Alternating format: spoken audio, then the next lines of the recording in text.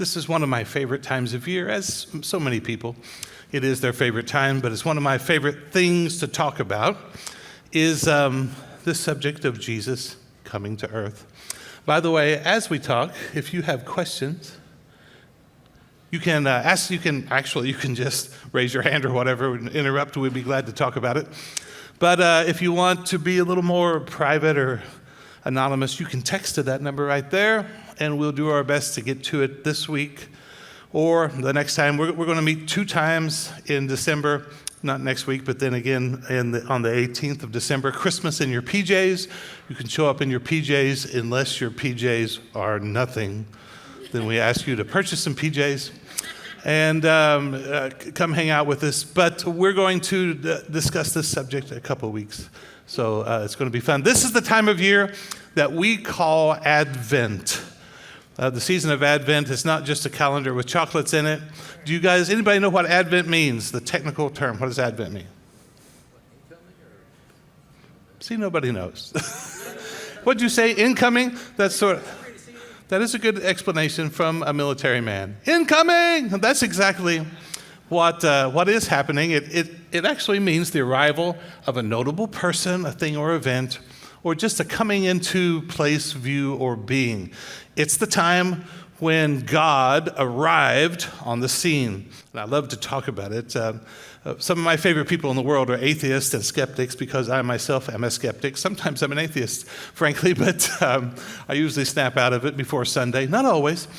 But it's something where people will say, if God would just show up, then I would believe. And I understand that sentiment. What they mean is, if I could just see, if he would just show up, shake my hand, we could have a discussion, then I would be good. And I get that. But one of the most amazing things about the God that we believe exists and that we serve is he actually did. He's not just some person in the sky far, far away that somebody made up, although for centuries, millennia actually, even as we read through the Bible and the Old Testament, we have a story of people who are trying to figure out that I know there's something more out there. I know there's someone that created all this and somehow he wants to interact with us, but they didn't really have a good picture, a good idea who he is. So God fixed that by actually showing up in history. Long before Jewel sang the song in the 90s. Was that the 90s? What if God was one of us? It's not Jewel? That's not Jewel. Who is it besides Austin Powers? I know he sang it. But who sang that? See, nobody knows. So we're just going to call it Jewel. Can somebody Google that? We can't continue. Before the end of our time together, we need to know. You may know nothing about Jesus, but you'll know more about... Oh, yeah, that's right. Okay, I can see the video now. But anyway, long before that happened, what if God was one of us is actually something that happened where God, that's the distinction of Christianity, is that God actually showed up in a bod. Divinity became human being, God in a bod. We talk about that all the time. But it came at a time, it came as a particular person in a particular culture in a particular nation. This nation was Israel. And we'll talk about the backstory here in just a minute, that Israel was expecting some type of arrival. It was something that was predicted. There was just sort of something in the air, if you will, at that time, that there is someone is coming to actually deliver us, and we'll talk about the situation that Israel was in. But it was something that was being expected, and they had a certain thing in mind, number one, about who God was, and they eventually found out when God showed up that he was really nothing like they thought he was to begin with, and they really had to change their perception of him if they wanted to know the one true God. But at the same time, they found out not only that God was one of us, God wasn't who they thought he was, but this deliverer that they thought was going to change everything about their physical circumstance, about their national circumstance, which was not good, had something completely different in mind. And we have two authors from that time. One of them personally hung out with this person who arrived, whose name is Jesus, that you're probably aware of.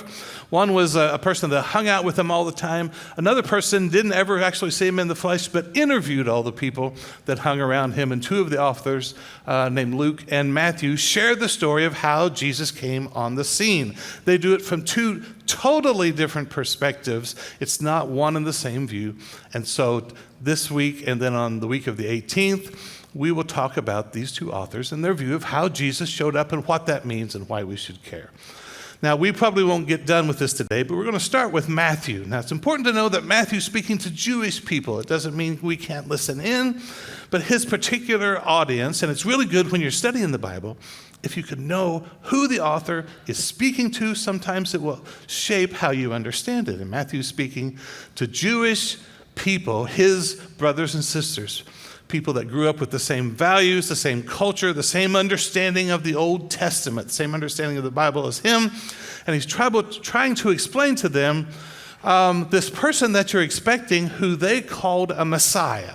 A Messiah. It's a word that we don't use these days. This person that you were expecting isn't really anything like what we thought he would be. Now, the word Messiah, again, we don't use that word. We would use the word, and we don't use this word much, king. It simply means king. The person, especially in the ancient context, this is the person that would be in charge of everything, that would be who they look to lead them, to protect them, to direct their nation, and to give them this security in their national sovereignty. And to the ancient Israel people, if they didn't have a king, it meant that God was not on their side, that they had done something wrong.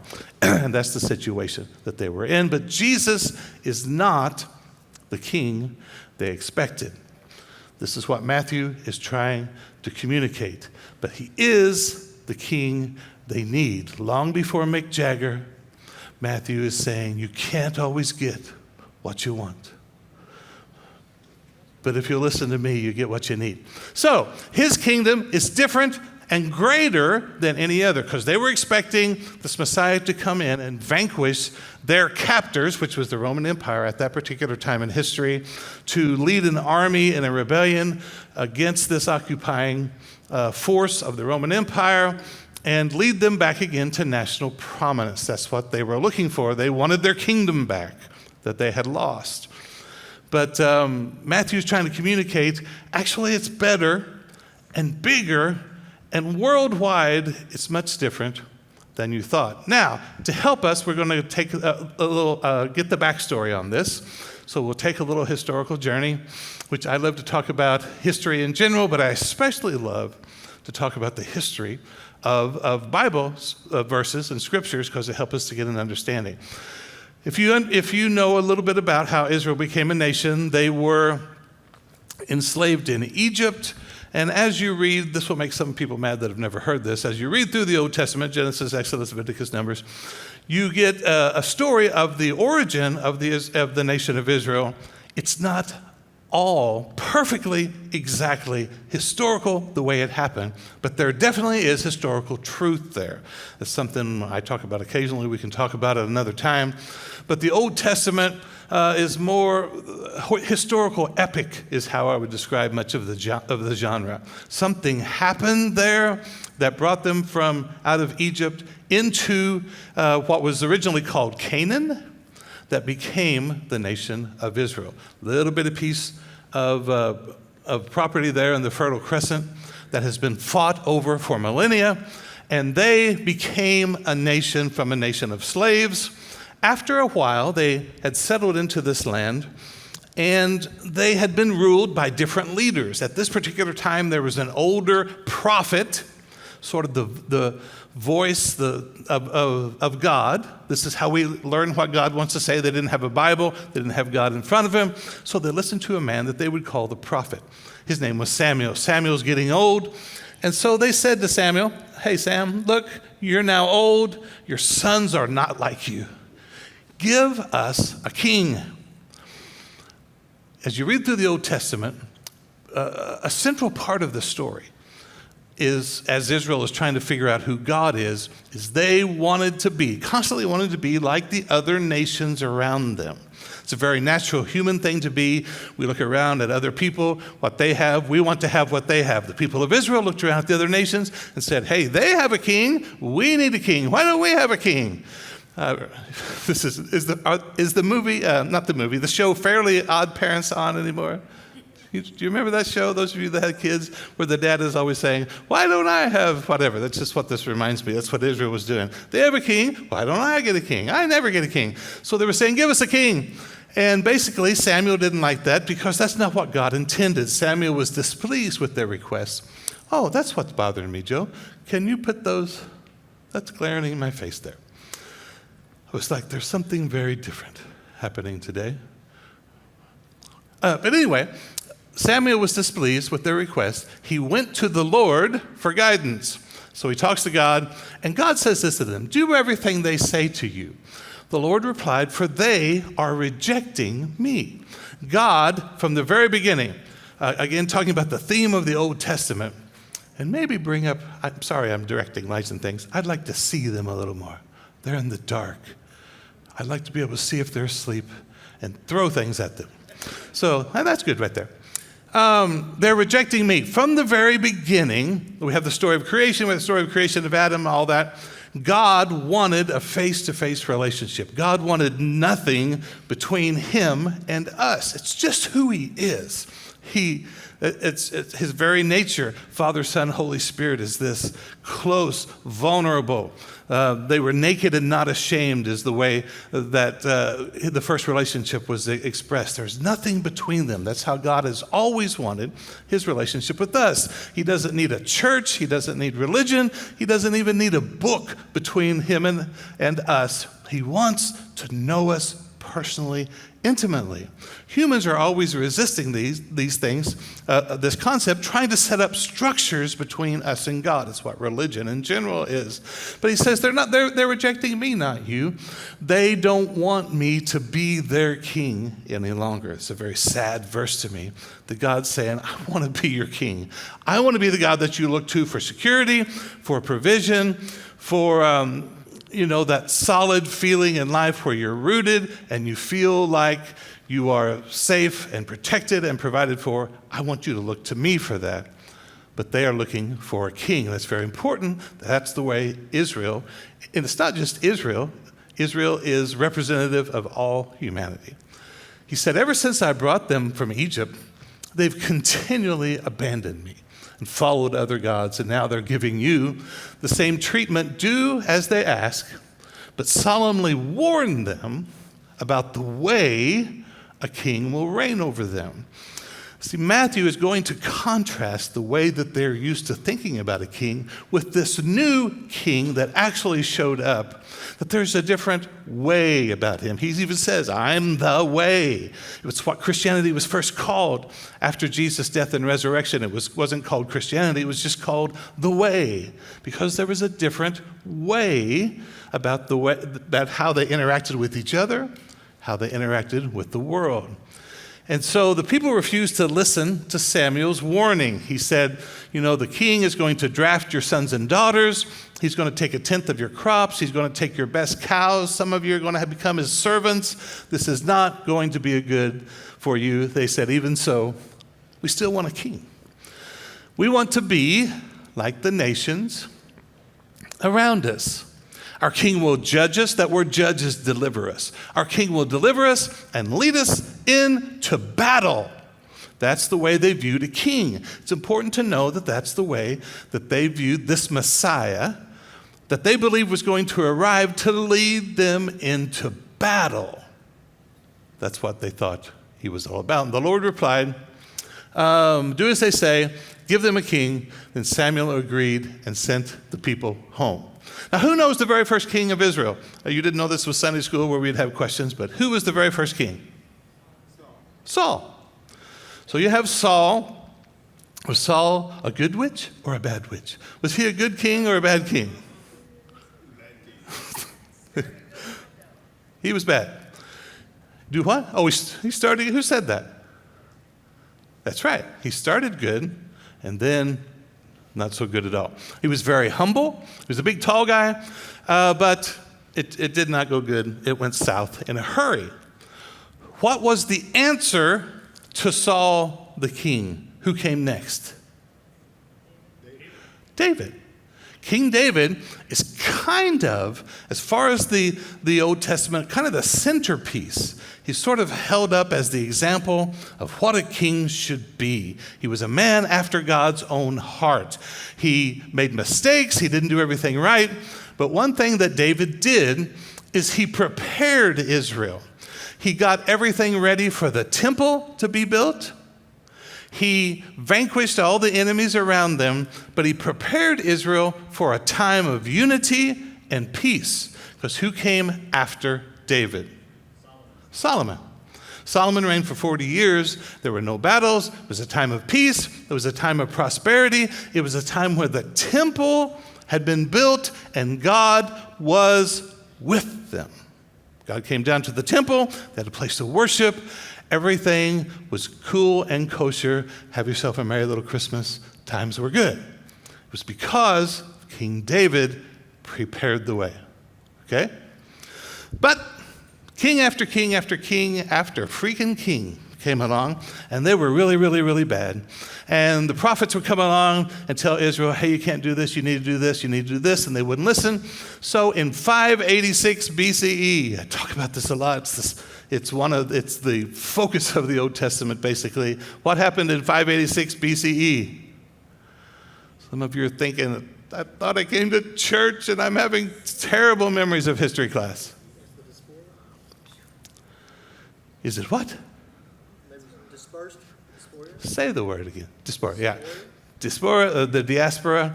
There's actually multiple ones, but let's just call it the exile. Now, what happened? This isn't just history. This is everything that the Jewish people in the time of the first century when Jesus arrived, this is everything they're thinking about. We don't have a concept of it, but we would have a concept of it if, for example, September 11th, 2001, it's amazing to me that there are people now alive that are like, they're in college and they weren't even alive. It's, how old am I getting? But if during that event, instead of, as horrific as it was, several thousand people dying, we were taken over by Al-Qaeda, and we were no longer a free nation, and we were dominated and ruled, occupied by Al-Qaeda, and had been for the last 20 years. We would be thinking about being occupied by Al-Qaeda. We wouldn't have to have buttons that say, never forget.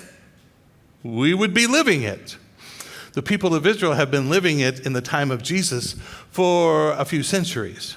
Now, they were taken away to Babylon. This thing does a pointer.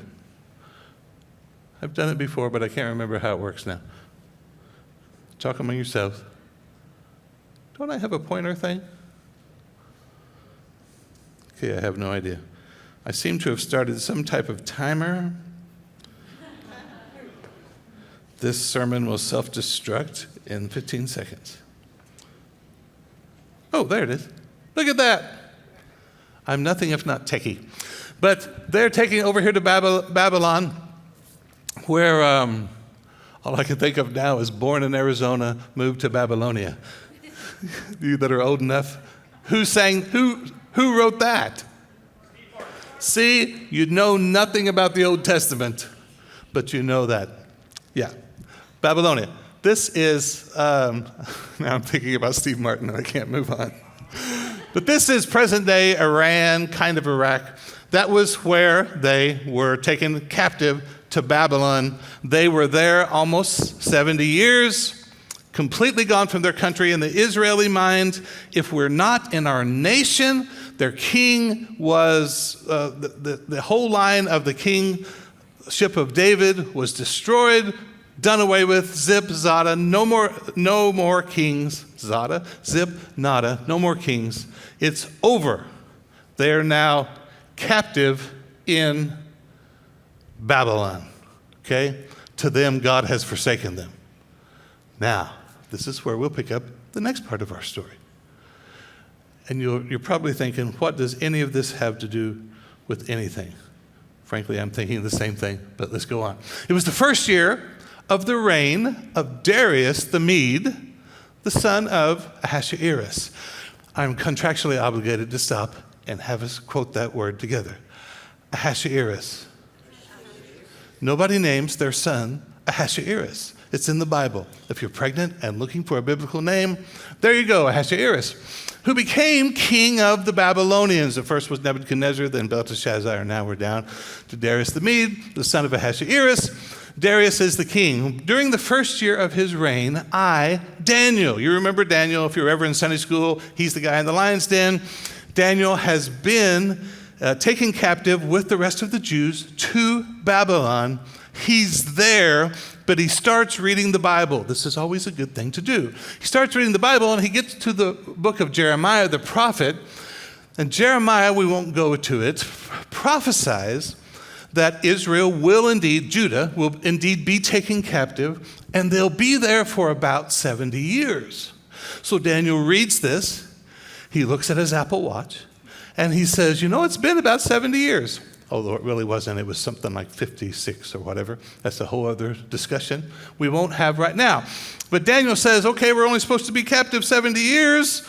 What's up with that? So he did something about it. He turned to the Lord God, pleaded with him in fasting and praying. He's basically saying, look, God, you said we would only be here 70 years, and it's because of our sin and things we didn't listen to you about. So he begins to confess the sins of Israel. As I was praying, Gabriel is also a character in the Christmas story. We'll find out. It's the same dude. Gabriel, whom I had seen in the earlier vision, came swiftly to me at the time of the evening sacrifice. He explained to me, Daniel, I've come to give you insight and understanding. Okay, stay with me. Maybe shake yourself a little bit because you're like, none of this matters. It's really boring, but it's really cool, at least to me. Humor me. This is where it gets sort of confusing to people. Gabriel is trying to explain to Daniel something regarding their captivity and the exile, because Daniel's asking about that. Daniel says, hey, we're going to be here 70 years. As is often the case when God answers questions, he goes above and beyond the actual question and starts talking about something bigger. That's what's happening here. A period of 70 sets of 7. It's not just about this 70 years and you guys go back to Israel. There's something bigger actually that's going to be happening. A period of 7 sets of 7. I've made you do history. I've made you do science. I've made you talk about Steve Martin and songs from the 90s. Now we have to do math. Church is nothing if not educational. That's 490.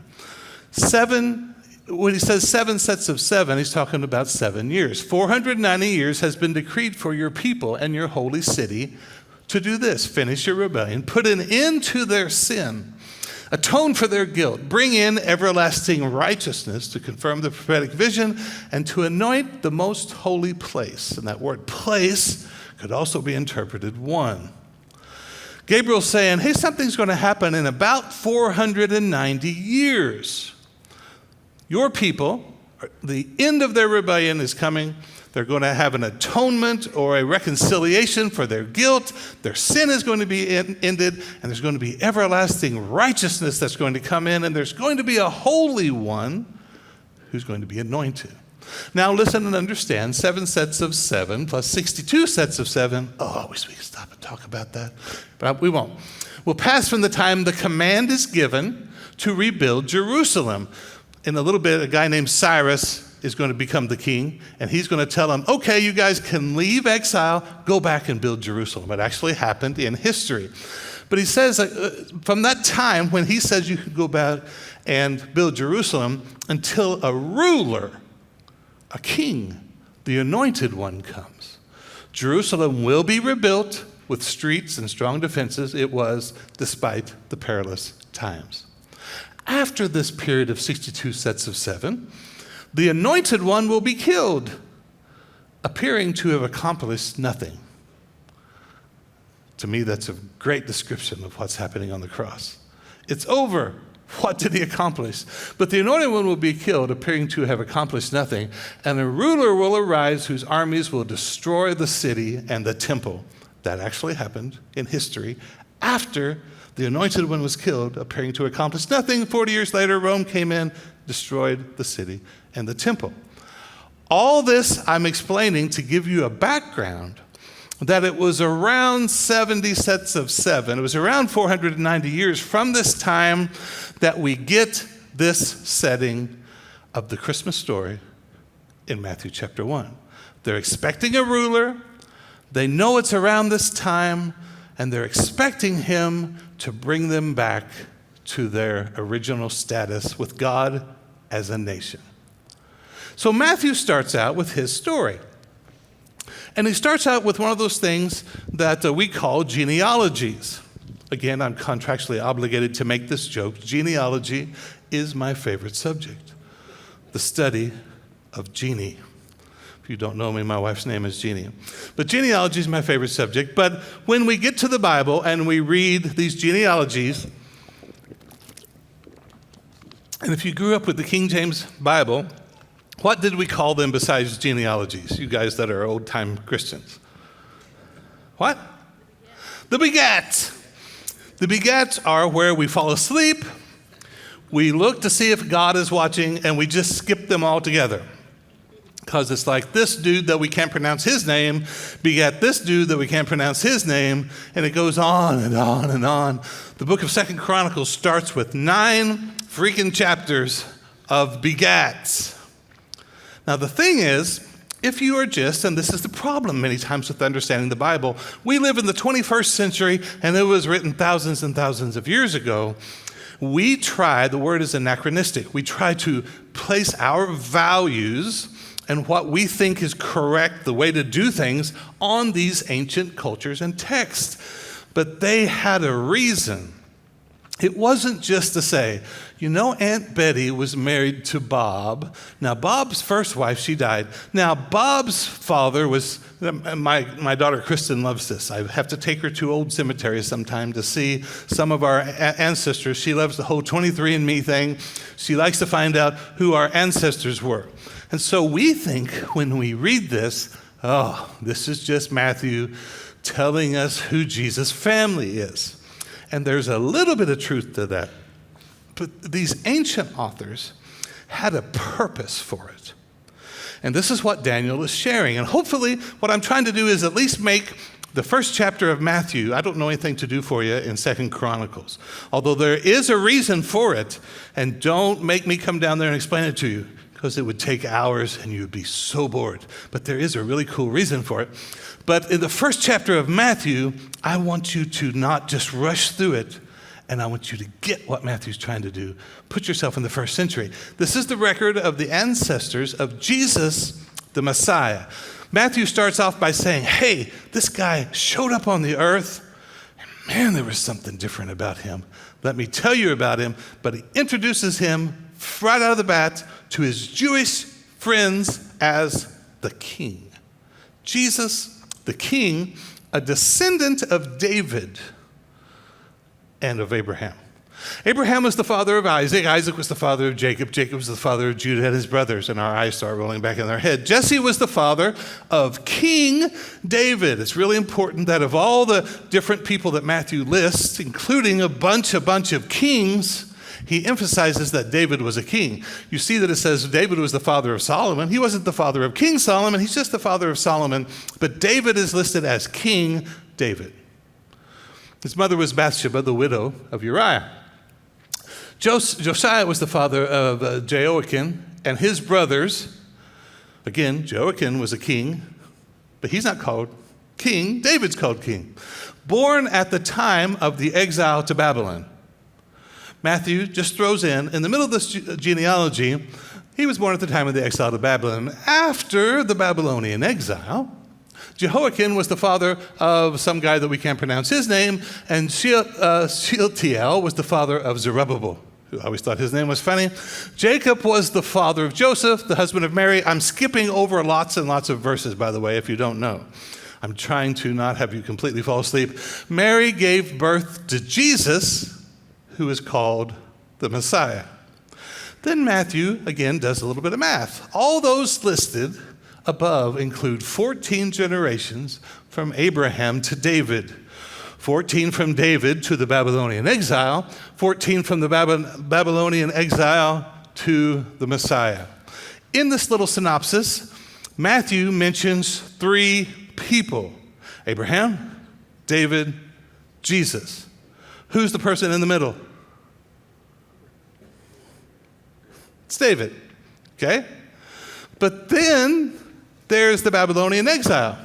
Now, if you remember Sesame Street, they had a little song, "One of these things is not like the other. One of these things just doesn't belong." So, if we're talking about Abraham, David, Babylonian exile, and Jesus, which one doesn't belong?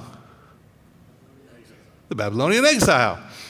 This is what this genealogy is about. It's what Matthew is communicating to the Jewish people who are aware of how Jewish people use genealogies to say that the center of everything seems to be David and about David being a king, and it has something to do with the Babylonian exile. Matthew's emphasizing the exile and that Jesus is the Messiah, maybe like David.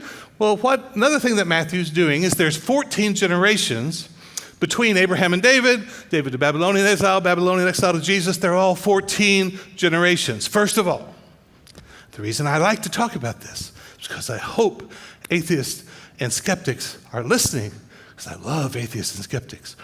And if you're watching online, just pay attention here, because this particular genealogy is one that skeptics use to prove that the Bible is not true. We cannot be trusted because there are more than 14 generations between Abraham and David, David to Babylonian exile to Jesus. They don't equal 14. So they say, therefore, the Bible can't be true because the information the Bible is giving us is false. They're Dwight Schrute, false. There's more than 14 generations. You're skipping all kinds of people, and you're using wrong names in the wrong place. This is not true. Once again, being anachronistic, placing values of the 21st century on the first century. He's not trying to give us an accurate representation of the genealogy. He's trying to make a point. 14, King David.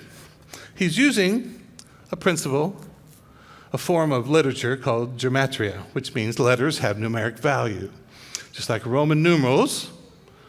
If you didn't study this in school, do they still teach Roman numerals in school? I don't know what they teach. We have Google. Why do we need to teach anything, really?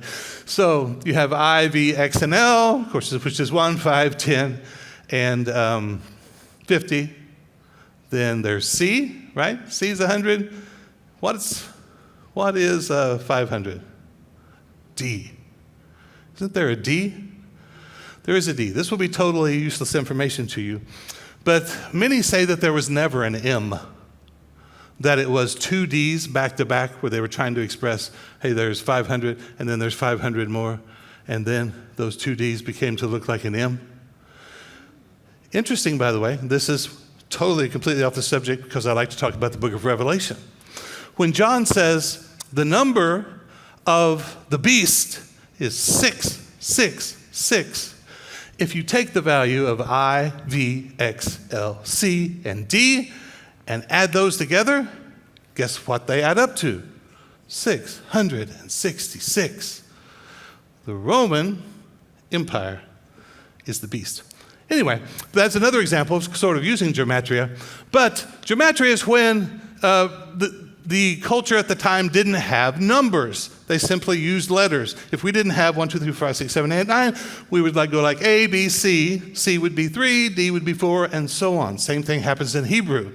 Well, David's name, in Hebrew wouldn't put the consonants when they would write the name, was DVD. DVD, Dalet, Vav, Dalet.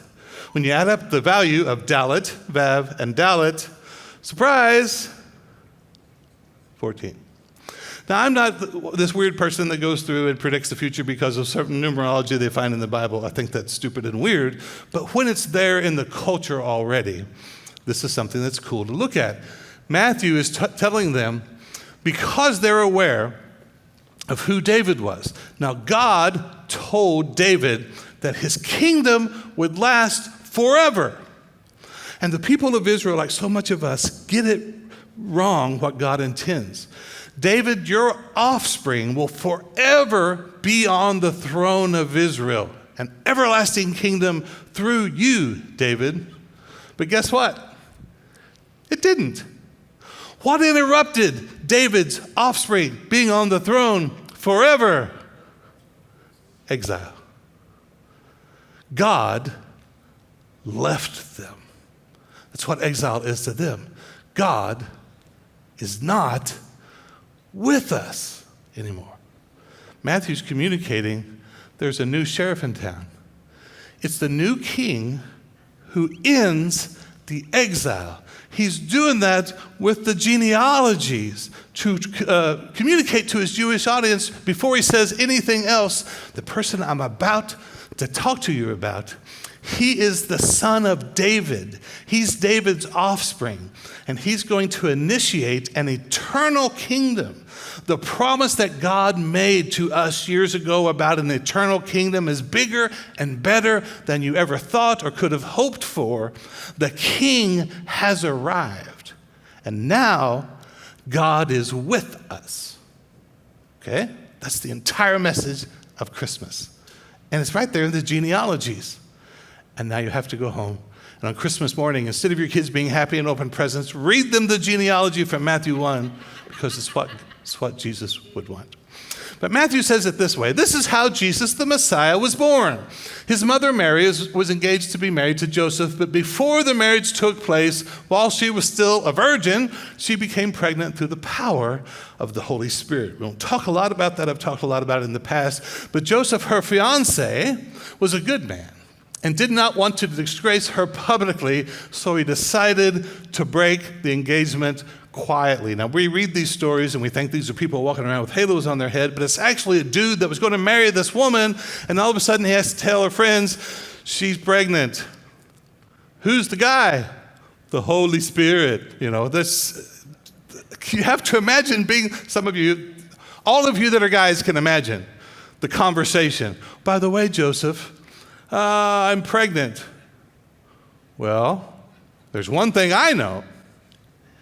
You and I, we haven't, I don't know what they called it back then, but there would be certain words, very choice words, that we would use today to say, well, we haven't done this, so I don't know what you want to call it. But, so it's off. You've been cheating on me. And I don't know to imagine. To me, the Christmas miracle is what happened with Joseph. There's two Christmas miracles. He considered this. An angel of the Lord appeared to him in a dream. Joseph, son of David. Don't be afraid. And Matthew emphasizes again that Joseph is a descendant of David. Don't be afraid to take Mary as your wife, for the child within her was conceived by the Holy Spirit. So stop with those air quotes thing. It really happened just like she said. And she will have a son, and you're to name him Jesus. That's the Greek form of Joshua or Yeshua in Hebrew, which people that are way, way smarter than me and probably more interesting to listen to say that that's the sixth most popular name at the time of Jesus' birth. There were all kinds of boys named Joshua. There's nothing distinct about his name, but Yeshua simply means God saves, and he says, for he will save his people from their sins. I would like to talk about that, but I'm going to move on. All of this occurred to fulfill the Lord's message through his prophet. Now, I spend time on this almost every year when I talk about this. I won't spend a lot of time this year. But there was a verse in Isaiah that Matthew is referring to, and he points it out. Look, this is from Isaiah. This is chapter 7, I think. Look, the virgin will conceive a child. She will give birth to a son. They will call him Emmanuel. I always wondered as a child, nobody could answer me. I would be like, but they called him Jesus. They named him wrong. Why are they saying that? It's not about what his name is, it's about who he is, which means God is with us. What Matthew is doing, and this is where I say this all the time because I want Christians to not do stupid things or say stupid things, because our job is to share who Jesus is with the world. And Christians will say, You know, the reason we know Jesus is true is because he was predicted in Isaiah. Look, it predicts that Jesus is going to come. He'll be called Emmanuel. He was born of a virgin. Look, it happened. And people that actually read it and understand the culture talk about, well, actually, that prophecy wasn't talking about Jesus. It was talking about Hezekiah, who was a king at the time, who was going to deliver the people from this army from the north that was trying to destroy Judah. It wasn't about Jesus. And they are right. Isaiah had no concept. He was not talking about someone coming in the future. In fact, that word virgin in the Old Testament is not the word virgin. It's just young woman is going to have a child. The old-fashioned way. It says certain things about that child, but Matthew is speaking to a Jewish audience. They all know the story of how King Hezekiah was born and was seen as a deliverer of the people and a protector of this army from the north. And he's leveraging that fact and going back and using that story to describe what actually happened in the first century when Jesus came on the scene. It wasn't a prediction. Midrash is going back and repurposing the scripture to apply to a present-day situation, in this case, Jesus' birth. So when Joseph woke up, he did as the angel of the Lord commanded, took Mary as his wife, Christmas miracle number 2. But he did not have sexual relationship with her until the son was born. That's the second Christmas miracle. I think I said number 2 first. So this is number 1. He didn't have sex with her until after the son was born. Those of you that are raised Catholic or may still be Catholic, we love you so much. But Mary didn't stay a virgin. We know at least 6 more times her and Joseph got it on because Jesus had 4 brothers and at least 2 sisters. And Joseph named him Jesus. You guys have any questions so far? You only got like 3 or 4 minutes left. Okay, we won't get to finish what I was wanting to talk about. I'll talk about it next week. But Jesus was born in Bethlehem in Judea during the reign of King Herod. About that time, some wise men from eastern lands arrived in Jerusalem asking, now, the wise men, it's actually a word. The word is magi. Magi is where we get our word magic. The magi weren't 3 old dudes sneaking into town on camels like this. We 3 kings of Orient are trying to smoke a rubber cigar. Sorry, I used to be a children's pastor. I have all kinds of songs like that. But these magi were actually, and this is where you may have to give me 2 or 3 more minutes. This is the point when I speak when I say you're free to leave at any time. You can even throw stuff at me as you go, but just give me a couple more minutes. The Magi were actually kingmakers. They were kind of a combination of priests and senators from the empire of Parthia. Noted here, look, I can point at it. There's Parthia. This is Jerusalem. That's Parthia. The rest of this is the Roman Empire. They are astrologers. They're the scientists of the day, but they are also in the position in the empire of Parthia that they sort of oversee the selection process of whoever the emperor or the king is going to be. That's really, really, really important. You have this little point here where Jerusalem is real close to Parthia, but at the moment, it's in the Roman Empire. And they came along. Now, there wouldn't have just been 3 of them. It would have been a big group of them that it would be just like if the Supreme Court and the Speaker of the House came to Waynesville. They just wouldn't pull up in a Volkswagen, get out and attend church. There would be, for whatever reason the government picks this, there would be black Suburbans involved, lots of them. There would probably be sirens going off. There would be people on motorcycles. There would be Waynesville policemen stopping traffic. It would be a big deal. You don't just sneak into town when you're the Supreme Court and say, hey, we're looking for a new president, and people go like, was somebody here? No, it's a big deal. These people would have been accompanied by probably about 1,000 guys on horses, a security detail that show up to a place, Jerusalem, about the same population as Waynesville. It's a happening thing. It's not just camels sneaking in at night, guys with crowns on their heads.